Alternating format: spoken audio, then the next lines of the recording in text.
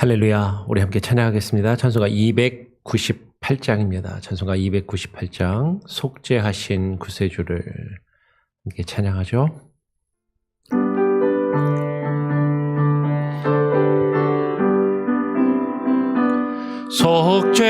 속죄하신 구세주를 내가 찬송하리라. 내게 자유 주시려고 주가 고난 당했네. 그 신사랑 찬양하리. 나의 죄 사려고 십자가에 죽임 당한 나의 주 찬양하리. 내가 그와 받은 증거 기뻐 전파리라. 내 죄 모두 담당하신 주의 사랑 크셔라. 크신 사랑 찬양하리.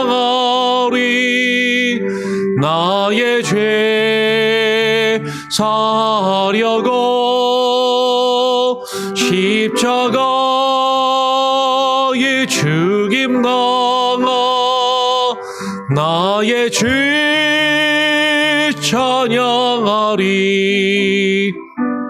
승리하신 구세주를 내가 찬송하리라. 죄와 죽음 지옥 권세 주가 모두 이겼네. 크신 사랑 찬양하리. 나의 죄 사려고 십자가에 죽임 당한 나의 주 찬양하리. 고마우신 구세주를 내가 찬송하리라. 죽음에서 생명으로 나를 인도하셨네. 크신 사랑 찬양하리. 나의 죄 사려고 십자가에 죽임 당한 나의 주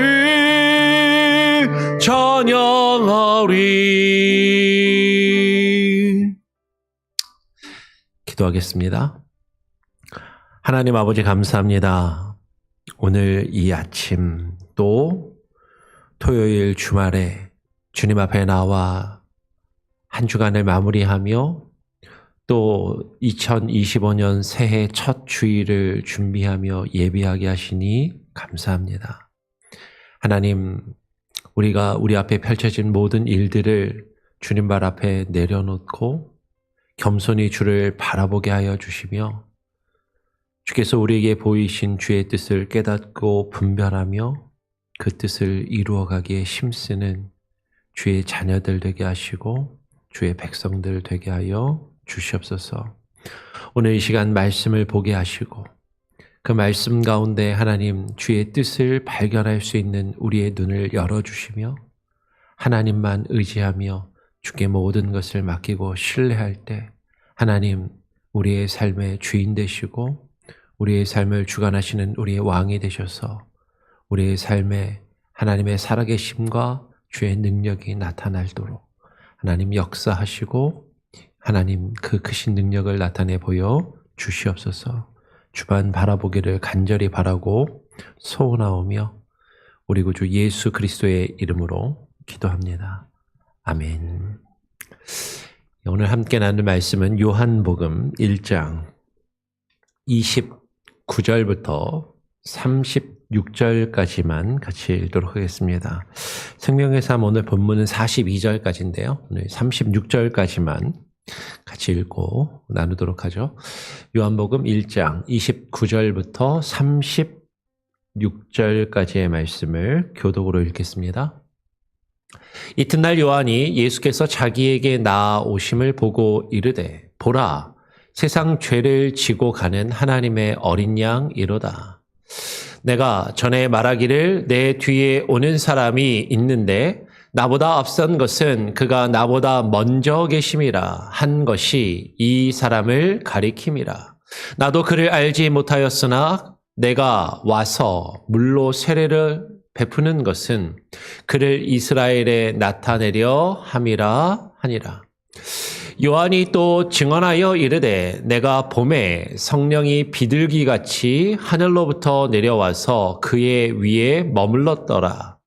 나도 그를 알지 못하였으나 나를 보내어 물로 세례를 베풀라 하신 그이가 나에게 말씀하시되 성령이 내려서 누구 위에든지 머무는 것을 보거든 그가 곧 성령으로 세례를 베푸는 이인 줄 알라 하셨기에 내가 보고 그가 하나님의 아들이심을 증언하였노라 하니라. 또 이튿날 요한이 자기 제자 중 두 사람과 함께 섰다가 예수의 건의심을 보고 말하되 보라 하나님의 어린 양이로다. 아멘. 우리가 계속해서 올해 들어서 생명의 삶을 가지고 새벽 예배 말씀을 나누고요. 오늘 1월 달에는 생명의 삶이 요한복음의 말씀을 함께 살펴보고 나누고 있습니다. 어제에 이어서 세례 요한은요. 자신이 누구인가 하는 자신의 정체성을 분명히 가지고서 자신은 주님의 길을 예비하고 곧게 하며 준비하기 위하여 보냄을 받은 사람이라는 그 정체성을 분명히 가지고 주님을 위하여 일하며 자신을 드러내 보이지 않고 자신이 사람들에게 인정을 받고 높임을 받기 위한 것이 아니라 오직 주만 위하여 주를 위하여 자신이 세례를 베풀고 회개의 복음을 증거하고 있음을 사람들에게 말하였음을 우리가 함께 나누었습니다. 그 세례 요한은 자신이 자기 뒤에 오시는 그분의 신발끈조차 푸는 것까지도 감당할 수 없을 만큼 자신이 아무것도 아니라고 자신을 낮추는 겸손함을 나타내 보였다라는 것이죠. 그 요한이 그렇게 이야기하고 이튿날이라고 이야기를 합니다. 요한복음에서 이튿날이라는 표현은 좀 상당히 독특하고 중요한 표현이에요. 우리가 보통 일반적으로 이튿날이라고 하면 그냥 바로 그 다음날, 그냥 next day 이렇게 이해하기가 쉬운데 요한복음을 잘 살펴보면 그리고 공간복음과 비교해 보았을 때 이 이튿날이라는 표현이 단순히 바로 그 다음날, 해가 지고 해가 뜬 바로 그 다음날만을 이야기하는 것이 아니라 전체 문맥을 고려했을 때 그 후에 어느 날이라고 읽는 것도 가능하겠다. 그리고 어떻게 보면 그렇게 읽어야 조금 더 자연스럽고 공간복음이나 또 요한복음의 문맥 안에서 스토리나 이야기들이 조금 더 자연스럽게 연결될 수 있음을 좀 살펴보게 됩니다. 하여튼 그것은 요한복음을 읽는 데 있어서 요한복음만 읽는다면 그렇게 크게 문제되지는 않는데 요한복음과 공간복음을 비교해서 읽게 되면 요 이튿날이라는 표현 때문에 자꾸 걸릴 때가 있어요. 근데 이제 그 이튿날의 개념을 바로 그 다음 날보다는 그 이후 어느 날이라고 읽게 되면 어느 정도 그런 문제들이 조금 해결이 될 수가 있죠. 그러면서 하여튼 그 이튿날, 그 후에 어느 날 요한이 예수께서 자기에게 나아오심을 보고 이야기를 합니다. 봐라, 세상 죄를 지고 가는 하나님의 어린 양이로다라고 이야기하면서 자신한테 예수님이 나오셨을 때 세례 요한은요, 그 전까지는 자기 뒤에 오실 그분이 정확히 누구인지를 알지를 못하였지만 오늘 21절에도 그렇게 이야기를 하죠. 나도 그를 알지 못하였으나 예수님이 자신에게 나올 때 그제서야 비로소 이분이 그분이시구나라는 것을 알고 예수님을 가리켜 세상 죄를 지고 가는 하나님의 어린 양이라고 말하고 사람들에게 그것을 설명하며 증거하는 것이죠. 하나님의 어린 양, 세상 죄를 지고 가는 하나님의 어린 양이라는 이 표현은 공간복음에는 나타나지 않는 요한복음에서만 나타나는 아주 독특한 표현이고 예수 그리스도가 누구이신지를 설명해 주는 아주 중요한 키워드 중에 하나인 것이죠. 그 예수님을 요한복음에서는 태초부터 계신 하나님의 말씀이라고 이야기하고 세상에 와서 각 사람을 비추는 참 빛이라고 증거하고 있고 그 말씀이 육신이 되어 우리 가운데 거하였다라고 이야기하고 그리고 오늘 이어서 세례 요한의 입을 통하여 그분이 하나님의 어린 양이라고 이야기를 하는 것입니다. 비유적인 표현이죠. 예수님이 정말로 무슨 짐승이나 동물이라는 표현이 아니라 예수님이 하나님의 어린 양의 역할을 감당하시는 이 어린 양이라는 것은 우리가 이미 기독교가 2000년의 역사를 가지고 있기 때문에 예수님을 향해서 하나님의 어린 양이라고 표현하는 것은 예수 그리스도께서 유월절 어린 양이 되심을 이야기한다라는 것을 교회를 어느 정도 다닌 사람이라면 익숙하게 알고 있어요. 근데 예수가 그 하나님의 어린 양, 곧 유월절의 어린 양이 되신다라는 것을 분명하게 선언하고 증거한 성경이 바로 요한복음이다라는 거죠. 마태, 마가, 누가복음에서는 그런 것이 드러나지 않는데 요한복음은 예수 그리스도께서 유월절 어린 양으로서 그 유월절의 희생양이 되셨음을 이야기하고 이 요한복음 1장에서 예수님을 하나님의 어린 양이라고 세례 요한의 입을 통해서 증거한 이 요한복음은 그 뒤의 사건을 통해서 예수께서 그 구속의 역사를 세상의 죄를 지고 가는 속죄와 그 대속의 역사를 이루신 유월절 어린 양이 되심을 그 십자가의 사건의 모든 것을 포커스를 맞춰서 예수님이 십자가에서 유월절 어린 양으로 돌아가셨음을 분명하게 보여주고 나타내 보여주는 책이 바로 요한복음이라는 것입니다. 그런데 여기서 한 가지 우리가 조금 더 집중해서 여기까지는 교회를 조금 다닌 사람이라면 명확하게 정리는 되지 않아도 예수님을 유월절 어린 양이라고 하더라. 예수님이 하나님의 어린 양이라고 하더라. 예수님이 유월절 어린 양으로 유월절에 돌아가시고 부활하신 그날을 우리가 부활절로 지키더라라는 것까지는 어느 정도 알고 있어요. 그런데 이 유월절 어린 양이라는 것을 보통은 예수님이 유월절의 희생양으로 돌아가셨다라는 것과 맥락에 같이 하는 것이죠. 세상의 죄를 지고 가는 우리의 죄를 대신해서 십자가에 달리신 희생양이 되셨다라는 것이죠. 그런데 여러분 희생양이라는 표현을 쓸 때 영어로 희생양을 뭐라고 하는지 아시나요? 희생양. 그 야구 좋아하시는 분들은 저는 야구를 잘 안 좋아해서 잘 모르는데 야구 좋아하시는 분들 보면은 이제 뒤에 잘 치는 타자가 뒤에 공을 칠 수 있도록 그 앞에 타자가 번트를 대고 이렇게 많이 나가지 않거나 일부러 죽는 그런 일을 감당하면 그것을 scapegoat라고 그렇게 이야기를 하더라고요. 그죠? 희생양이라는 표현을 영어로 scapegoat라고 이야기를 합니다. 근데 희생양이잖아요. 우리말로 scape lamb이나 예? 아니면 scape 양이라는 표현을 쓰지 않고 lamb이라는 표현을 쓰지 않고 왜 sheep이나 lamb이라고 쓰지 않고 scapegoat라고 이야기를 했을까? goat는 뭐죠? 염소잖아요. 염소. 왜 희생양을 영어로는 scapegoat 나의 보내는 염소라고 영어에서는 그렇게 표현을 했을까 하는 것이죠. 세상의 죄를 지고 가는 하나님의 어린 양이라고 이야기했는데 세상의 죄를 지고 간다라고 할 때 여기에는 스케이프고트의 이미지가 있는데 이 스케이프고트는 레위기 16장 9절부터 22절을 보면 하나의 율법의 규례가 나옵니다. 그게 뭐냐면 유월절 어린 양, 이 어린 양, 하나님의 어린 양은 유월절의 이미지가 있잖아요.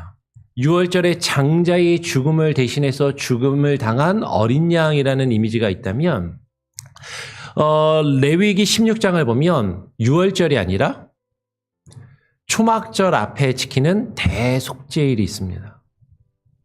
그러니까 신년 7월 명절에 나팔절로 신년절기를 지키고 로시아šan나 신년절기를 지키고 7월 음력입니다. 유대인이 지키는 음력 7월 10일에 대속죄일을 지켜요. 그리고 대속죄일에 대속죄 제사를 지낸 다음에 그 며칠 뒤에 7월 15일에 초막절을 지키는데 그 7월 10일에 대속죄일이 되면 대제사장이 온 이스라엘의 백성의 죄를 속죄하는 속죄의 제사를 지내는 날이 대속죄일입니다. 욤키푸르라고 하죠. 유대인들은.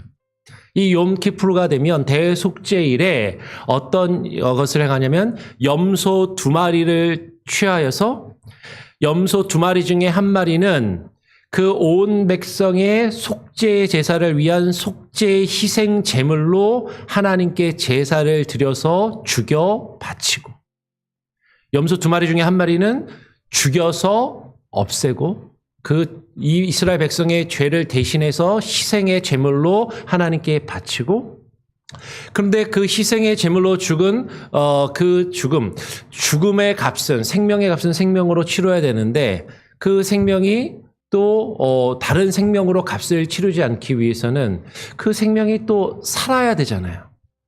살려야 되거든요. 그래서 희생 염소 하나는 죽이고 온 백성의 죄를 대신해서 희생하는 제물로 죽여 없애게 되고 그 희생 제물 염소 중에 1마리는 죽이지 않고 살려서 레위기 16장 9절을 보면 아사셀, 우리말로는 아사셀이라고 이렇게 음역을 해놨는데 히브리어 원어를 보면 아자젤을 위한 그 염소로 광야로 내어보내게 됩니다.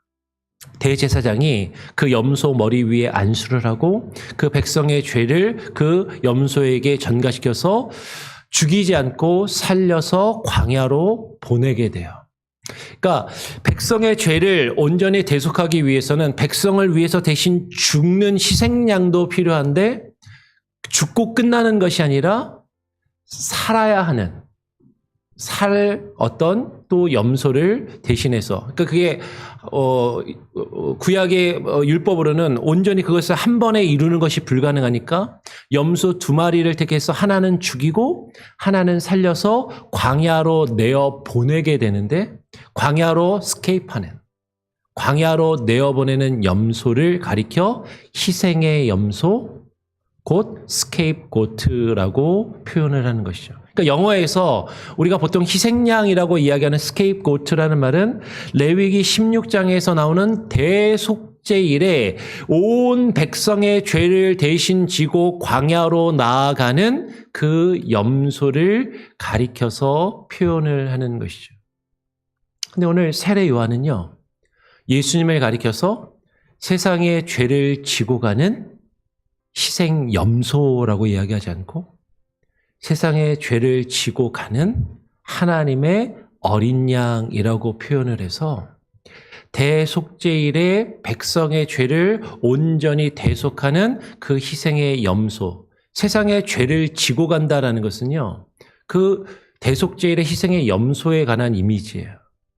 유월절 어린 양은 장자의 죽음을 대신하는 것이지 세상의 모든 죄를 지고 가는 백성의 모든 죄를 지고 간다라고 이야기할 땐 대속죄일에 죽는 그 염소의 이미지와 그리고 유월절에 장자의 죽음을 대신하는 유월절 어린 양의 이미지를 예수 그리스도께서 함께 가지고 이 땅에 오셔서 그 의미를 영적인 의미를 유월절의 의미와 그 대속죄일의 제사를 지내는 그 대속죄일의 의미를, 그리고 그 대속죄일 이후에 백성들에게 주어질 하나님의 어린 양의 혼인잔치, 초막절의 그 의미를 온전히 예수님께서 성취하시는 성취자로 오셨음을 오늘 세례 요한은 선포하고 증거하고 있다라는 것이죠. 근데 그 세례 요한이 그것을 예수 그리스도께서 자신에게 나오는 그 순간에 보았다라는 거예요. 요한복음을 읽다 보면 어제도 말씀을 드렸는데 본다라는 표현이, 어제 그제도 말씀을 드렸는데, 빛으로 오신 예수께서 하나님의 영광을 우리에게 나타내 보이시고 하나님이 누구이신지를 나타내 보이시고, 그러니까 그 하나님이 보이시는 것을 본다라는 그 의미가, 그 표현이 상당히 중요한 신학적인 의미를 가지고 있습니다. 그래서 세례 요한이 자신에게 오는 예수 그리스도를 보고, 그분이 세상의 죄를 지고 가는 하나님의 어린 양이라는 것을 보고 사람들에게 그것을 보라라고 이야기를 하는 것이죠. 보라, 세상의 죄를 지고 가는 하나님의 어린 양이로다. 세례 요한은 사실 그 전까지는 나보다 앞선 이가 자신 뒤에 올 것이라고 이전에 이야기를 했는데, 그가 나보다 먼저 계시다라고 말을 했었는데, 그분이 바로 이 사람 예수 그리스도를 가리킨다라고 그제서야 이야기를 하는 거야. 그러면서 나도 사실은 그분이 이분인 줄 몰랐어. 근데 세례 요한이요, 인간적으로 보면요 아마 깜짝 놀랐을 것 같아요. 예수님이 자신에게 딱 걸어 나오는데 자신이 모르는 사람이 아니었어요. 보는데 자기 친척 동생이 걸어오는 거예요. 저 녀석이? 내가 어릴 때 코 닦아주고 내가 업어주고 같이 놀아주던 걘데 저 녀석이? 그분이라고? 에이, 설마 아니겠지. 어쩌면 그런 마음이 세례 요한에게 들었을지도 모른다라는 거죠. 그런데 세례 요한은 예수님이 자신에게 나오는 그 모습을 보고, 저 예수가, 인간적으로는 나의 친척 동생인, 내가 너무나도 잘 아는 저 예수가 바로 그분이시구나라는 것을 보고 알았다라는 것이죠. 그것을 어떻게 알았는가? 오늘 뒤에 내용을 보니까 성령에 의해서 그것을 보고 깨달아 알게 되더라라는 거예요. 성령이 자신에게 그것을 보이시고 나타나셨을 때 세례 요한은요, 그것을 받아들이고 인정합니다. 인간적으로는 받아들이기 쉽지 않을 수도 있는데, 그분이 세상의 죄를 지고 오신, 지고 가는 어린 양으로 오셨음을 예수를 보고 인정하게 되죠. 그러면서 내가 그것을 어떻게 보고 깨달았냐면 그것을 세례 요한이 증거하는 거예요. 이어서 32절에 세례 요한이 또 증언하여 이르되 내가 보매. 여러분 여기서 또 본다라는 표현이 나오잖아요. 세례 요한이 보니까 성령이 비둘기같이 하늘로부터 내려와서 그 위에, 예수님 위에 머무는 모습을 보게 되었다라는 거죠. 여러분 여기서 중요한 것은 비둘기가 성령이 아닙니다. 어떤 분들은요, 비둘기만 보면 성령님 막 이러시는 분들이 있는데, 비둘기는 성령이 아니에요.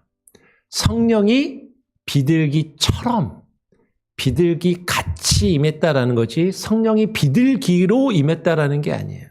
비둘기가 성령이 아니라 성령이 임하신 그 모습이 마치 비둘기와 같이 이렇게 펄럭펄럭 날아서 임하시듯이 그런 모습처럼 하늘로부터 내려와서 예수 그리스도의 위에 머무는 그 모습을 세례 요한이 보게 된 거죠.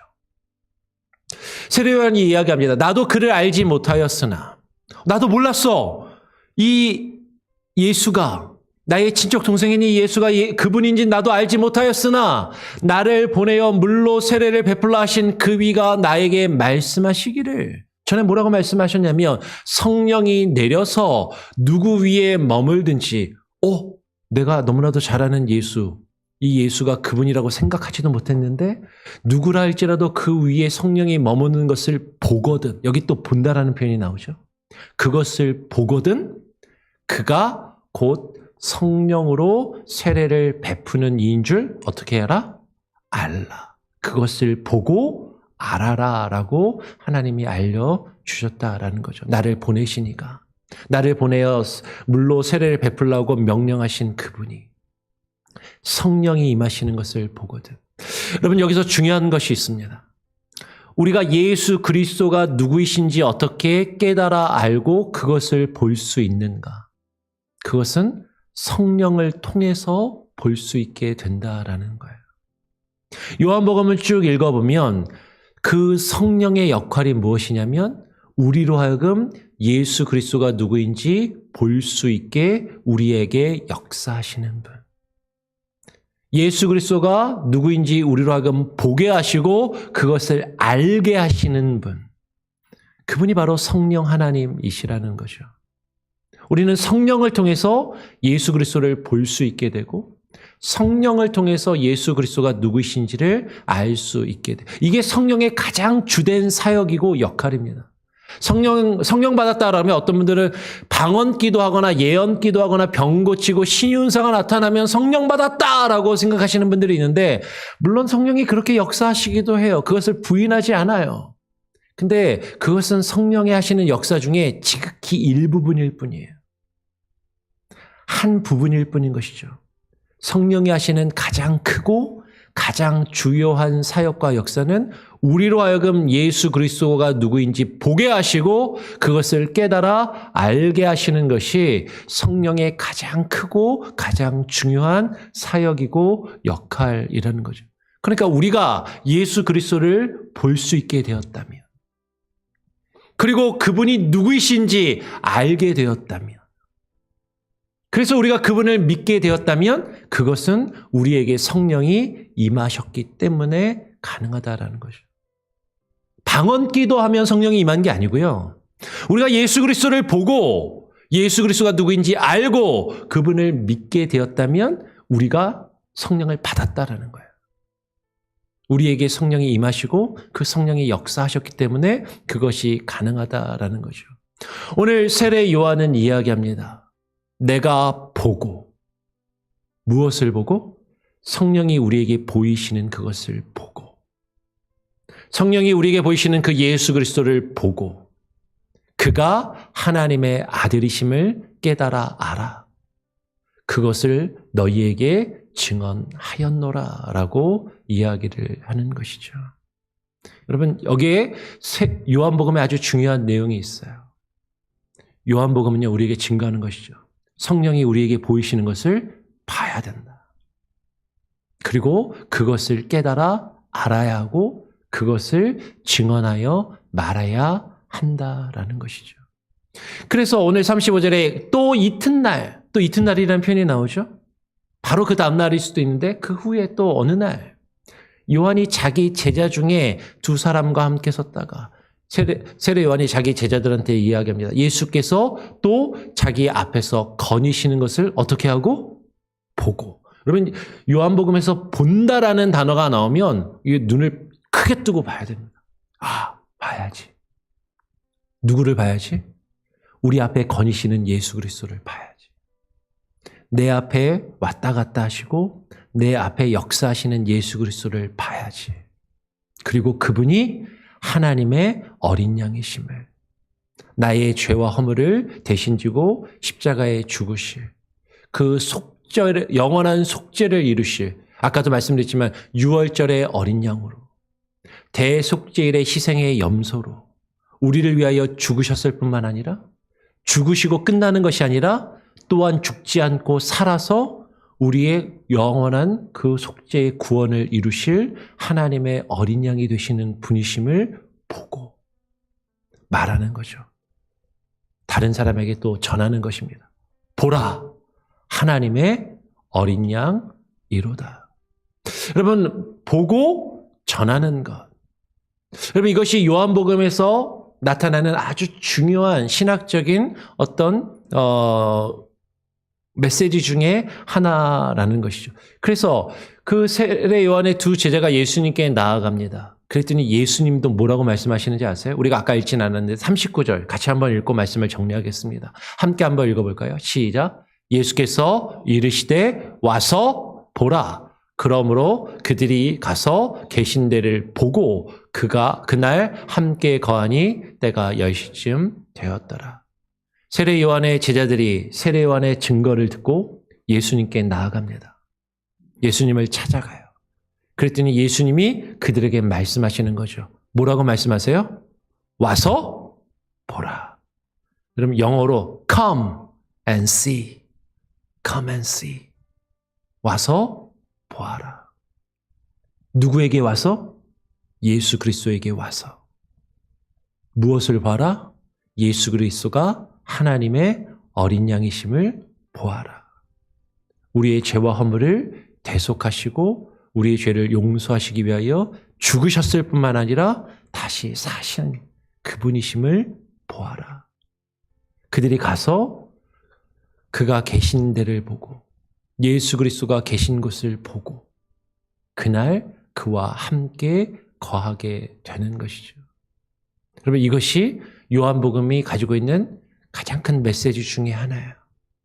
예수 그리스도께 와서 우리에게 빛으로 오신 그분 앞에 우리가 나아가서 그분을 바라보고 그분이 누구이신지 알아. 그분이 계신 곳을 보고 그분과 함께 거하는 것.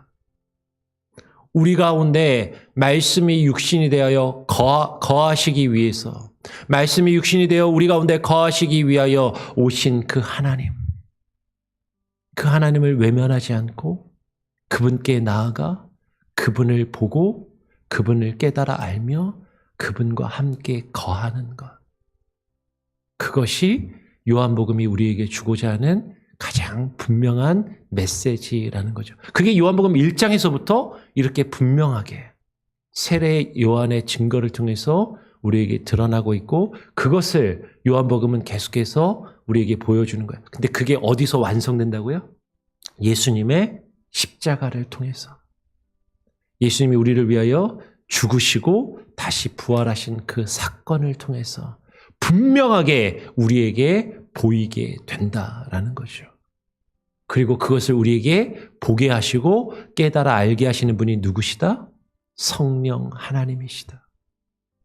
그래서 우리는 성령을 구해야 되고 그 성령의 역사 앞에 우리는 우리 자신을 내어 맡기며 하나님께 드려야 한다라는 것이죠. 여러분, 2025년도가 밝았습니다. 2025년도에 주님 앞에 나와서 그분을 보기를 소원합니다. 나만 보고 그분을 아는 것이 아니라 우리가 그분이 누구이신지 와서 그분을 보고 알게 되었다면 우리가 보고 깨달아 알게 된 그분을 또 내 옆에 있는 사람에게 다른 이들에게 가서 전해야 하는 것이죠. 뭐라고요? 와서 봐라. 여러분 주변에 아직 교회를 다니지 않고 하나님을 모르는 사람들한테 가서 이야기해야 돼요. 한번 와서 봐. 와 보면 알아. 내가 뭐라고 설명할 길이 없는데 뭐 그런 말 있잖아요. 뭐 광고 중에 뭐라고 설명할 길이 없는데 한번 잡숴봐 막 이러잖아요.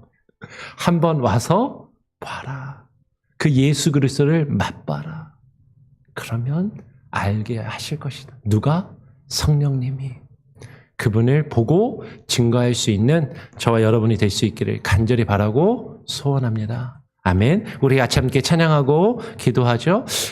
하나님 어린 양 독생자 예수라는 찬양인데요. 아시는 분들도 있을 거고 혹시 모를 수도 있는데 어렵지 않습니다. 같이 함께 오늘 나눈 말씀을 기억하면서 불러보고 기도하죠.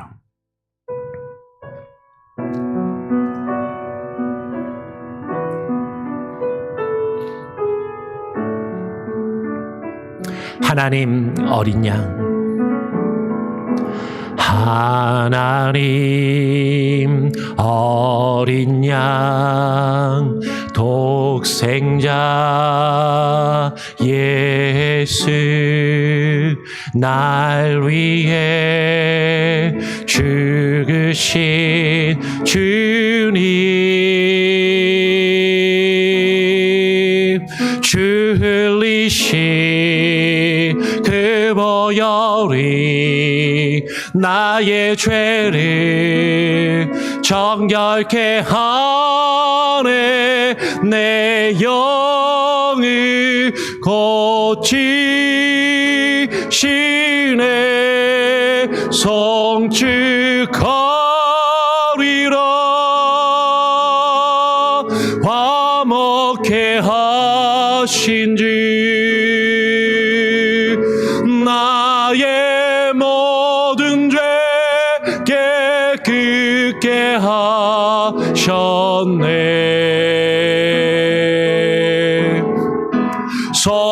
송축하리라. 귀하신 어린 양 모두 절하고 모두 외치리라. 우리 한 번 더 찬양해 볼까요? 하나님 어린 양, 하나님 어린 양, 독생자 예수, 날 위해 죽으신 주님,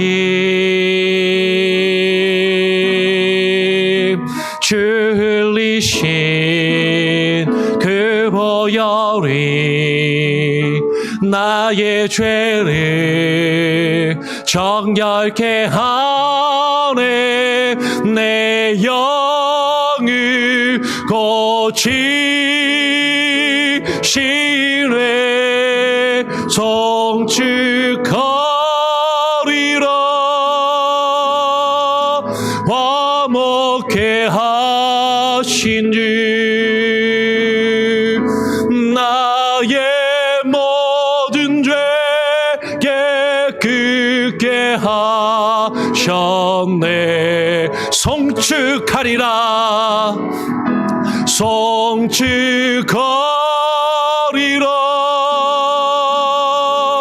귀하신 어린 양 모두 절하고 모두 외치리라. 우리 한 번 더 송축할지어다. 송축하리라.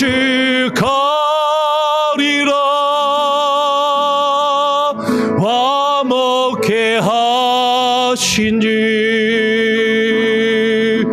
나의 모든 죄 깨끗게 하셨네.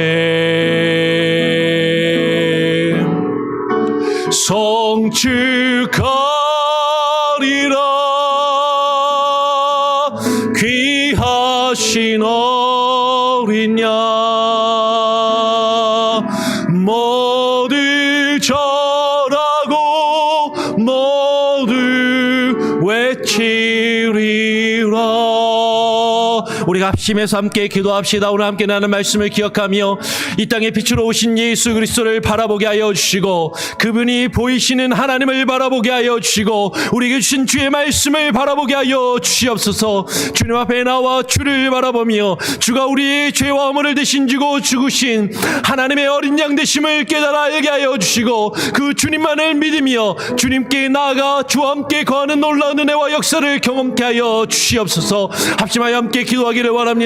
와서 보라 라는 이 말씀을 듣고 주님 앞에 나오게 하시고, 주님을 바라보게 하여 주시고, 주님이 누구신지 알게 하여 주시고, 그 주님을 우리가 가서 증거하며 선포하며 또 누군가에게 가서 와서 보라 증거할 수 있는 그 증거자의 삶을 우리가 살아갈 수 있게 해달라고 합심해서 함께 기도하기를 원합니다. 내일 주일입니다. 주일 예배를 우리가 하나님 앞에 드리며 2025년도 하나님 앞에 모든 것을 맡기며, 하나님 우리가 주님 앞에 나와 주님을 예배할 뿐만 아니라 우리 주변에 주님을 알지 못하는 이들을 주님께로 이끌어 주님 앞에 나와 그들이 주를 바라볼 수 있도록, 그들이 주님을 알 수 있도록 주님께로 인도하는 귀한 역사가 우리를 통하여 이루어지게 해달라고, 우리 교회를 통하여 이루어지게 해달라고 우리 교회와 우리 교회 사역을 위해서 기도해 주시고요. 그리고 계속해서 나라와 민족을 위해서 기도해 주시고, 우리 나라와 민족이 지금 겪고 있는 이 혼돈과 무질서와 이 어려움을 주님의 뜻 안에서 잘 이겨내며 헤쳐나갈 수 있도록 하나님 이 혼돈이 속히 사라지고 하나님의 뜻이 이루어지는 귀한 은혜가 있을 수 있도록 위에서 함께 기도해 주시기를 부탁을 드립니다. 오늘 새벽 예배 이후에 당회가 있습니다. 2025년도를 함께 또 준비하며 계획하는 당회가 있을 텐데 위에서 또한 기도해 주시기를 주시기를 부탁을 드립니다. 우리 토요일이니까요. 합심해서 한번 짧고 또 뜨겁게 잠깐 같이 함께 기도하고 제가 마무리 기도하고 마치겠습니다. 합심해서 함께 기도하죠. 기도하겠습니다. 아버지 하나님 기도합니다. 오늘 이 시간 우리를 불러주시고 하나님 주님 앞에 나와 주의 말씀을 보게 하여 주시고 그 말씀을 통하여 예수 그리스도를 바라보게 하여 주시고 예수 그리스도가 누구이신지 하나님 우리로 하여금 알게 하신 하나님 우리의 죄와 허물을 대신지고 그 십자가의 죽음을 감당하신 희생양이 되신 유월절 어린 양이 되신 그 대속제일의 하나님 희생의 염소가 되신 주님을 바라보게 하여 주시고 오직 주와 함께 동행하며 주의 역사를 이루어갈 수 있게 하여 주시옵소서. 아버지 하나님 주의 말씀 아래 하나님 우리가 무릎 꿇게 하여 주시고 주님을 바라보며 주님을 알게 하여 주시고 그 주님을 증거하는 증거자의 삶을 살아갈 수 있는 2025년도를 맞이하게 하시며 2025년도에는 하나님 우리가 주님 앞에 나와 주님을 온전한 마음으로 예배하는 예배자들이 되게 하여 주시고 하나님은 주님을 알지 못하고 죽어가는 수많은 영혼들에게 그리스도의 복음을 증거하며 그 복음의 시작을 선포하며 그 복음이 우리 안에 시작될 수 있는 귀한 은혜가 있게 하여 주시옵소서. 아버지 하나님 내일 주일 예배와 주일 사역을 주님께 맡기며 의탁합니다. 하나님 2025년도에는 우리가 주님을 바라보고 주님을 증거하며 주님을 알아가는 귀한 은혜가 하나님 우리의 삶 가운데 우리 성도들 한 사람 한 사람의 가정 가운데 하나님 우리 교회와 공동체 가운데 이루어지게 하여 주시옵소서. 아버지 하나님 나라와 민족을 위하여 기도합니다. 우리 조국 대한민국을 위하여 기도합니다. 아버지 하나님이여 지금 하나님의 혼란과 무질서와 혼돈 가운데 있는 하나님 우리 민족을 긍휼히 여겨 주시고 하나님의 위정자들과 지도자들이 깨어나게 하여 주시고 각성하게 하여 주시고 하나님을 두려워하게 하여 주시고 거짓 선지자들과 거짓 교사들이 하나님의 공의와 하나님의 심판함에 물러서게 하여 주시고 저들이 사라지게 하여 주시고 오직 하나님의 세상의 말씀과 빛과 소금의 역할을 감당하는 주의 백성들이 새벽 이슬과도 같이 일어나 그 땅을 변화시키며 하나님의 새롭게 하여 주시옵소서. 교회가 교회되게 하시고 하나님의 믿음의 사람들이 하나님의 온전히 그 역할을 바르게 감당하게 하여 주시고 말씀의 지도자들과 말씀의 증거자들이 오직 예수 그리스도만을 증거하며 자신을 드러내며 자신의 인정받고 자신의 뜻과 목적을 이루기 위하여 주의 말씀과 복음을 수단 삼지 않게 하여 주시고 주의 말씀과 주의 복음이 우리의 목적이 되게 하시고 예수 그리스도가 우리의 인생과 우리의 믿음의 목적이 되게 하여 주시고 하나님여 그것을 주께 온전히 맡기며 주님을 위하여 하나님여 소원을 나올 수 있게 하여 주시옵소서. 아버지 하나님 함께 하시고 하나님 함께 하여 주시고 오늘 새벽 예배에 위에 있을 당회 가운데도 함께 하시고 하나님 2025년도를 잘 계획하며 시작하게 하시고 하나님의 뜻 안에 온전히 이루어지게 하여 주시옵소서. 주만 섬겨 바라보는 은혜 가운데 있기를 원합니다. 하나님 성도들의 마음을 주장하시고 주님 앞에 나와 주를 바라보게 하여 주시옵소서. 하나님이 이 새벽의 자리가 차고도 넘치게 하시고 주님을 바라보는 자들이 가득하게 하여 주시옵소서. 하나님 아버지 감사합니다. 오늘 이 아침 우리가 주님 앞에 나와 주의 말씀을 보고 그 말씀을 통하여 예수 그리스도를 바라보며 주님이 누구이신지 깨달아 알게 하여 주시옵소서. 어쩌면 우리가 생각하지 못하였고 우리가 기대하지 못한 모습, 우리의 기대와 우리의 바람과는 다른 모습으로 주님이 우리에게 다가오신다 할지라도 성령의 역사와 성령의 인도하심을 따라 우리에게 밝게 보이시는 예수 그리스도를 바라보게 하여 주시고 주님을 깨달아 알게 하시며 그 예수 그리스도를 우리가 보고 알게 된 예수 그리스도를 또한 다른 이들에게 증거하며 말하며 전하며 선포하게 하여 주셔서 와서 보라. 주님 앞에 나와 주님을 보고 주님이 누구이신지 깨달아 알며 그 주님과 함께 거하는 그 놀라운 은혜를 우리가 경험하며 그 안에 그 은혜 안에 살게 하여 주시옵소서. 그것을 우리 주변에 주님을 알지 못하고 죽어가는 모든 이들에게 증거하는 우리 교회 온 성도들 한 사람 한 사람 되게 하여 주시고 이 땅에 있는 교회들이 되게 하시고 교회에 있는 모든 말씀의 증거자들이 되게 하여 주시옵소서. 나라와 민족을 위하여 기도합니다. 우리 교회와 교회 사역을 위하여 기도합니다. 하나님의 뜻이 하늘에서 이루어진 것처럼 이 땅에 있는 교회와 주의 믿음의 백성들을 통하여 이 땅에 주의 다스리심과 통치하심이 온전히 이루어지도록 하나님 사용하시고 역사하시며 주의 일을 이루어 가시옵소서. 그 하나님의 행하시는 가운데 주의 선한 도구들로 쓰임받기를 간절히 소원하고 바라고 원하오며 우리의 죄와 허물을 위하여 우리의 죄를 대신 지고 십자가에 달려 죽으실 뿐만 아니라 다시 사신 예수 그리스도의 이름으로 기도합니다. 아멘. 하늘에 계신 우리 아버지여, 이름이 거룩히 여김을 받으시오며 나라가 임하시오며 뜻이 하늘에서 이루어진 것 같이 땅에서도 이루어지리이다. 오늘 우리에게 일용할 양식을 주옵시고 우리가 우리에게 죄 지은 자를 사하여 준 것 같이 우리 죄를 사하여 주옵시고 우리를 시험에 들게 하지 마옵시고 다만 악에서 구하옵소서. 대개 나라와 권세와 영광이 아버지께 영원히 있사옵나이다. 아멘. 자유롭게 기도하시기 바랍니다.